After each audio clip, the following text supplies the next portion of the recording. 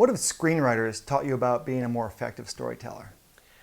Well, first of all, I've never been a huge student of screenwriters, but I love the way they operate. First of all, they're very, very dedicated to story structure because when you're writing a movie or a television show, you do have to have this very basic structure of how a story works. The established storytelling practice, goes back to, the hero's myth, Joseph Campbell, all that stuff. And then, of course, Robert McKee, who, is storytelling guru and who was portrayed as a fictional version of himself in the movie adaptation, which was about screenwriting. But there is this very, this intense devotion to classic storytelling, which, you talk about Paul Auster and you talk about Haruki Murakami and Edgar Carrot and some of these guys. They're not these basic, three-act story structures that are going to translate very well to film.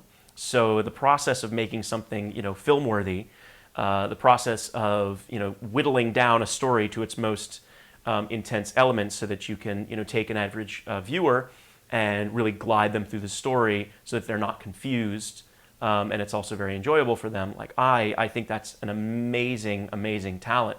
And it's something that requires a lot of work. And that's the second thing that I really admire about screenwriters is that they write draft upon draft upon draft upon draft, millions of drafts.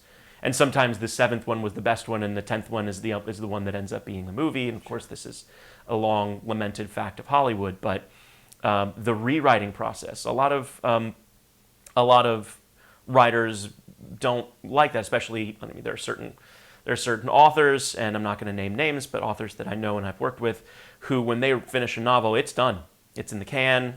Aside from very basic copy editing, they're like, "This is it. This is how I like it. It's done." And their editor's like, okay. And other times, an editor will have a larger hand in the storytelling process.